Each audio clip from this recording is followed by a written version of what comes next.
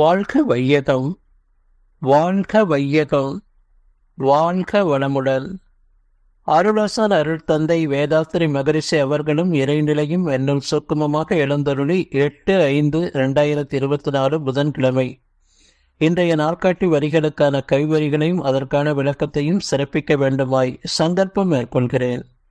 அனைவரையும் பணிவோடு முதற்கண் வணங்கி ஆரம்பிக்கலாம் என்றிருக்கிறேன். அனைவருக்கும் இனிய காலை வணக்கம். வாழ்க வளமுடன். சாமிஜியினுடைய இன்றைய நாட்காட்டி வரிகள்.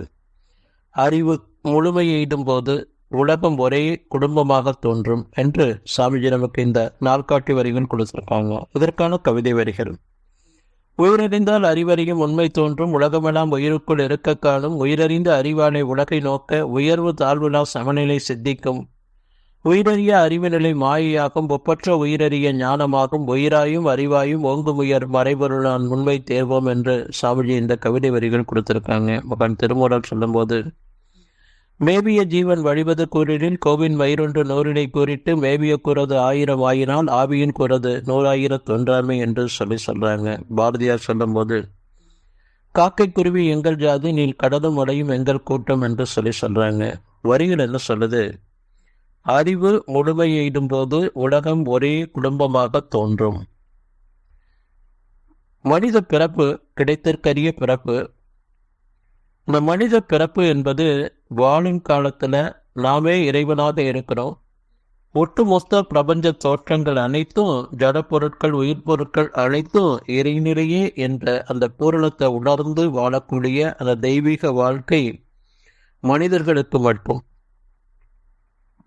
நம்மிடம் இருக்கக்கூடிய எல்லா கலங்க பதிவுகளையும் நீக்கி கொண்டோம் என்று சொன்னா கருத்துளராக வந்த அந்த கலங்க பதிவுகளையும், உணர்வு தெரிஞ்ச நாளிலிருந்து மேன்பதிவாக போட்ட அந்த பிறந்த பதிவையும் நாம் நீக்கி நம்மை நாம் இறையற்ற தன்மைக்கு மாற்றிக்கொண்டோம் என்று சொன்னா நாம அனைத்தும் இறைநிலையுடைய அம்சம், நாமும் இறைநிலைய அம்சம் என்ற அந்த பேருண்மை நமக்குள்ள விளங்க ஆரம்பிக்கும். நான் யாரு, எங்கிருந்து வந்தேன், துன்பமே வருது, துன்பம் நீங்கி இன்பமாக வாழ்வதற்கு என்ன வழி, இந்த சமுதாயத்தில் என்னுடைய பங்கு பணி என்ன என்பதை புரிந்து கொண்டு நாம இறையற்ற தன்மையான அன்பும் கருணையுமாக எல்லா உயிர்களுக்கும் ஒத்து உதவி வாழக்கூடிய அந்த தெய்வீக நிலை நமக்குள்ள குடிகொள்ளும். அறிவே தெய்வம் என்று சொல்றோம். ஒவ்வொரு இறை துகளினுடைய மத்தியிலையும் அந்த இறைநிலை இருக்கு, அதை சூழ்ந்தும் இறைநிலை இருக்கு. மத்தியில் இருக்கிறது விளக்கு மாற்றலாகவும், சூழ்ந்திருக்கக்கூடிய இறைநிலை சூழ்ந்து அடுத்தும் மாற்றலாகவும், இந்த பிரபஞ்சம் முழுவதும் ஜட பொருட்களுக்குள்ளும் உயிர் பொருட்களுக்குள்ளும் அதே அறிவே இருந்து, இறைநிலையே இருந்து எல்லாத்தையும் இயக்கிக் கொண்டிருக்கு. ஜட பொருட்களுக்குள்ள பேட்டன், பிரசிஷன், ரெகுலாரிட்டி, தன்மை, துல்லியம், இயக்க ஒழுங்கு என்று 3 மட்டும் இருக்கு. உயிர் பொருட்களுக்குள்ள இன்னும் ஒரு 3 சேருது. தன்மை, துல்லியம், இயக்க ஒழுங்கு, உணர்தல், துய்த்தல், இன்ப துன்பம் பிரித்துணர்தல் என்ற 6 உயிர் துகள்களுக்குள்ள இருக்கு. இறை துகள்ல இருந்து தோன்றியதுதான் இந்த பிரபஞ்சத்தில் இருக்கக்கூடிய கோடான கோடி சூரிய குடும்பங்கள். அதுல இருந்து விண்கூட்டங்கள் இணைப்பு தான் காற்று, நெருப்பு, நீர், நிலம்.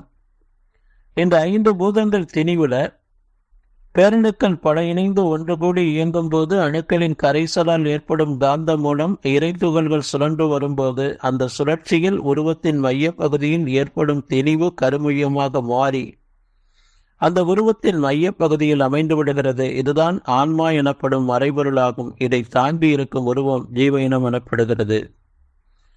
அந்த 5 பூதங்கள் இணைப்புல பேரணுக்கள் 5 பூத சுழற்சியில அதிலிருந்து ஓரறிவு தாவரம் என்ற அமீபா, பாறைகளுடைய இடுக்கிலிருந்து தோன்றிய அந்த அமீபா என்ற அந்த முதல் புள்ளினம்தான் இன்றைக்கு இந்த உலகம் முழுவதும் இருக்கக்கூடிய அத்தனை காடுகளும். அடுத்த பரிணாமமான புழு, எறும்பு, பாம்பு, விலங்கு.